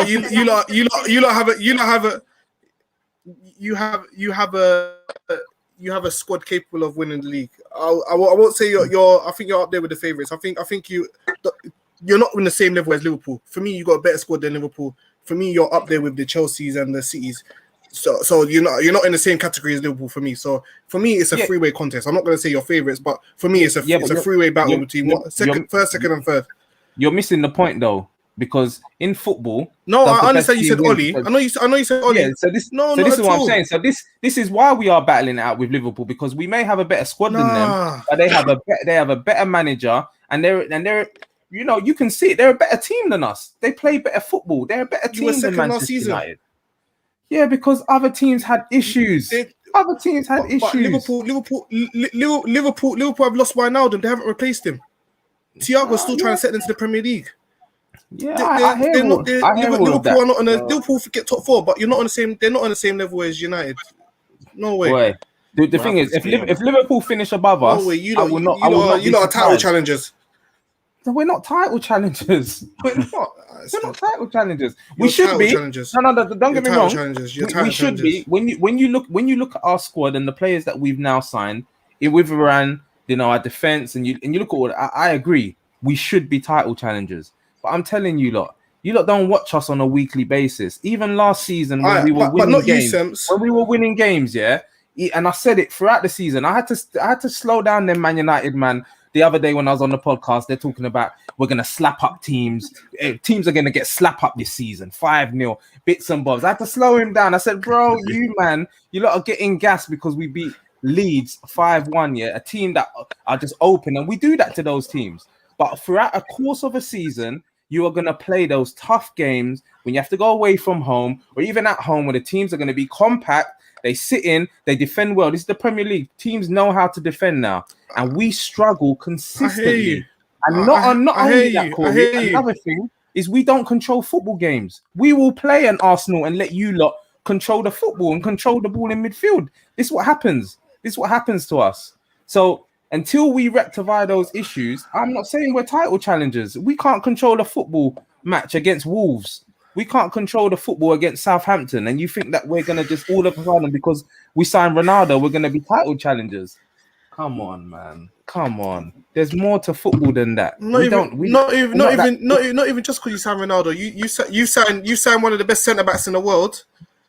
You signed one of the best young wingers in the world. You've got one of the best midfielders in the Premier League in Bruno. You've got one of the best midfielders in the world in Pogba. Shaw's a new man now. Come on, let's stop it. Let's stop that right now, man. Title challenges. Let's not be ridiculous. United fans talk about their players like creme de la creme, top 1 in the world, top 2 in the world, top 3 in the world, but 3rd or 4th in the Premier League. Let's not be silly. Come on. But title challenge. I'm not going to say you're going to win it. I'm not saying that Chelsea and Messi. One last thing I will say though. One last thing I will say is when you look at Manchester United and you look at the squad, yes, it's easy to say title challengers. But you're forgetting one important factor is you're forgetting the other teams. The other teams like your Chelseas. Because then you look at their squad and their manager, and then you look at City and you look at their squad and their manager, then the Manchester United title challengers or winning the title doesn't quite look so much like winning the title anymore. When you look at that, do you know what I'm saying? Sems, do you think if you had Tuchel or Klopp, but the same way, the same way. Go on, Kendall. I'm saying, do you think if you had like Tuchel or Klopp, would you win the league? Yes, 100%. I think the difference is the manager, and I've said it a number of times. Yes. Our manager is not going to take us to the next level where we need to be. We need an elite coach. If we had a Tuchel or a Klopp, I would be singing a totally different tune right now. German managers are like next level. Like, to be fair, they are very. But this is what I was saying before, Kendall, when you was talking about us complaining about the owners. Why shouldn't Manchester United have one of those managers? Why shouldn't we? Because they want too much power. But that's not right. That's not good for us. Manchester United should have the best of everything. And I'm not saying that because I'm entitled or anything like that. When you're the biggest club in England, you should have the best of everything. You should have the best stadium. You should have the best ground. You should have the best manager. You should have the best of everything. If you're the best podcaster, you're gonna have the best I'm show. not You're gonna have. you say this, by the way, but I'm honestly whoever's on 3 You minutes. see United fans trying to change the subject because he's United. Causing unnecessary stress today. Man's trying to change the subject because he knows I'm onto him. He knows I'm onto these United fans. He's trying to change the subject. He knows. It's me on the comments. It's not Sems. It's me on the comments. Don't worry. So. No, he said 3 in midfield. 3 in Oh, midfield. okay. No, but Kojo's. Kojo. I know it's Kojo. Go on, Lawrence. Like about the manager situation, it's hard for you lot to get a top manager because of the power. I think. I just think, for example, a Conte. Don't think he goes to United. So I think he wants more of a say in who you bring in, and he wants. I don't think if Conte's manager, I don't think you go for Ronaldo. My opinion. Nah. I don't think you go for him because you don't need him. Like really. Yeah. Do you know what I mean? I don't think. And then Ollie is like a little puppet, isn't it? So it's just like whatever you lot want. So the Glazers want to sign someone, so it keeps the fans sweet for a bit. Yeah. Then obviously the money we're gonna make off that Ronaldo signing as well. You know what I mean? Yeah, already. Yeah, you see the queues for shirts already. It's mad. But let's move on. Like a little bit of a weird thing though, like for Ollie and Ronaldo, because obviously they played together, didn't they, at Man United before? Yeah. But this is going to be like a bit of a weird like vibe because I can just imagine Ollie being like wanting to be his friend, like, oh, there's Chrissy, there's me mate, Chrissy. Ronaldo. This is what I'm saying. How is this management how's it gonna work? Like these players, Carricks, Ollie's, McKenna's, and how are you gonna manage Ronaldo? Do you know what I'm saying? I feel like you do need a big manager personality even now to say, Ronaldo, you need to do this, you need to do that. And Ronaldo's walking in as just this god, and then he's got Ollie, who was a substitute at Manchester United. Great player, legend and everything, but Ollie was a substitute. And then now you're going to be telling me this. I don't know, man. And look, I do think Ollie has done a lot of good stuff while he's been at Man United. We're now in a much better place than when he took over. We're moving in the right direction. But I do feel like his time, his ceiling has he's reached this now. And for us to get to the next level, we need an elite coach, irrespective of the players that we have. As well, Semch, it doesn't help Ollie because no matter how bad you lot do, you have all the media backing you, like all because they all play. Yeah. It's not like see when Arsenal do bad, Arteta's getting battered. When Chelsea do bad, Lampard was getting not as bad as Arteta, but Lampard was getting battered as well. But with Ollie, there's always like a little, the players they're letting him down. Yeah.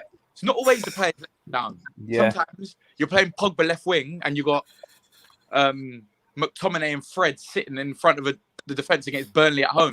That's why you're winning that game. Like that's what always happens. And I'm telling you, there's been so many other moments where Ollie has just made wrong decisions. The Europa League final, for example, we go 100 and odd minutes. Man, don't make no subs. Like I didn't get that one. I really like their team is made 5 subs, fresh, strange. And then we're playing the same team in injury in extra time. The thing with Ollie is, I think he's a decent manager at a decent level, but his in-game management at times is extremely poor, and I think it's led you on the back foot a little bit because, like you say, like the Europa League final, there's games where you could have won with fresh legs or with a different change of tune, and I don't think he has the mindset to do that. The nous, he doesn't have it. Strange, but attempts, we got to wrap it up, man. Yeah, we got to move on. Just quickly before we wrap it up, can we just have a quick roundup on how we rate Liverpool's window out of 10? Because we've got a Liverpool fan in the comments saying Liverpool will finish second, but he is very, very deluded. Like, them people like diehard Liverpool fans, they got the Liverpool pillow and everything like that. So he's one of them, man. They bought in one player, right? They bought in Konate. They ain't even played yet. I know. Injured. How can we rate their window when the player they sign ain't played yet?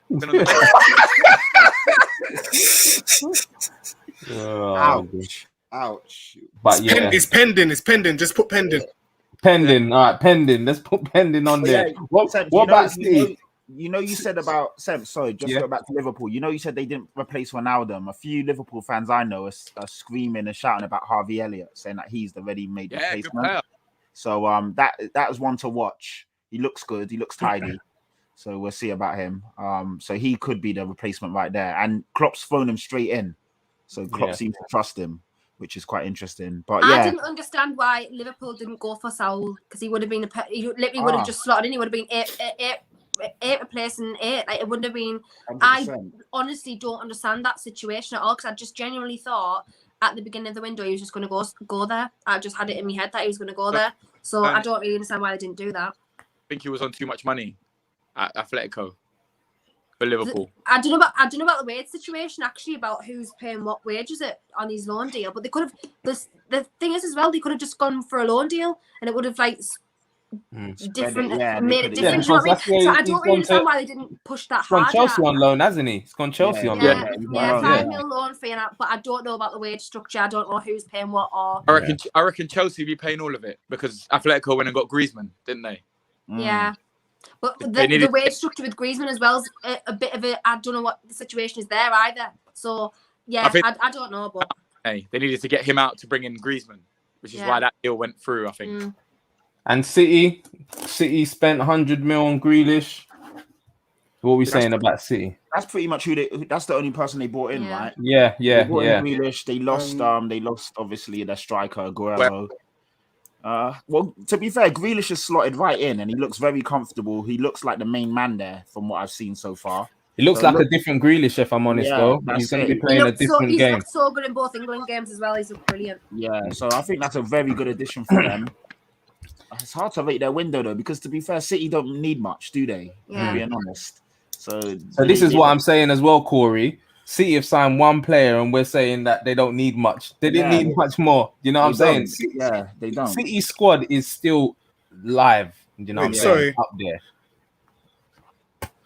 Oh, he's on the freeze thing. But anyway, sorry, my thing is bugging out. What were you saying?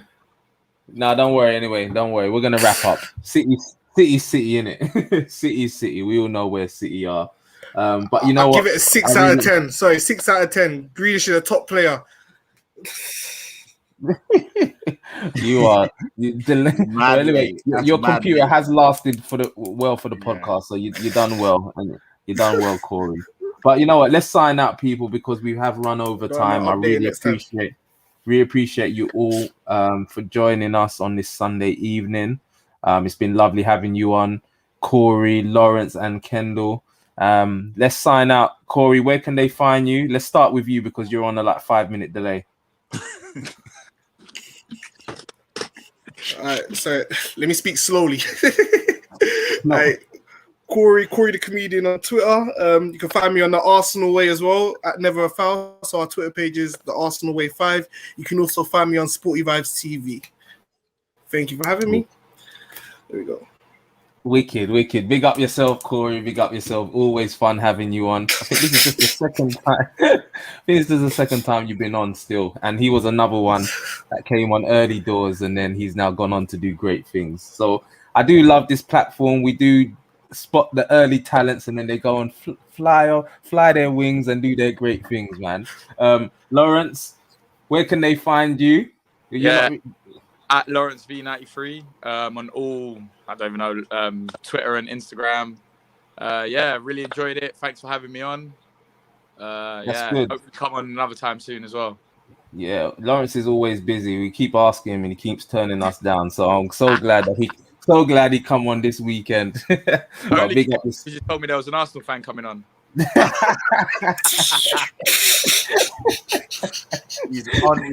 on Gooner bashing, boy. Wicked stuff, man. Appreciate it, Lawrence, and good luck for the season as well, Lawrence. Hoping you lot do well, man. We need to come down and watch a game or two, man. Me and Sam's on there. We're going down there. And the lovely Kendall. What can we say? Thank you for coming on. Where can we find thank you for having me. I always love it. You're always good vibes and stuff, so I love coming on here. But yeah, it's Kendall Rowan on all socials, Twitter, Instagram, YouTube as well. If you want to go and check out my channel, not that I do any content on there at all, to be honest, I'm really shit at it, but I will try. Obviously, also you'll catch me over on the Football Terrace as well, which is where you'll find me most of the time. That's it basically. Wicked. And big up my co-host as always, Patrick Wagwan. Let them know you're permanent on. So I've been added to the Koi.com roster permanently, so that's going really well. They're a massive Spurs platform. They're going virtual now, so they pretty much were a podcast only platform, but they're going virtual from tomorrow, I believe. So they'll be doing the whole StreamYard thing on a Tuesday, Monday or Tuesday, and then they'll be doing predictions on a Friday. So they're doing big things, and obviously I'm always on here. This is it, isn't it? This is me. So yeah, that's it. That's me, man. Wicked, wicked, wicked. And I'm Semps, and signing out. This is everyone's A Pundit, and these were my pundits, man. Until next week, people, have a blessed evening, have a great week, and we are out. Love to you all.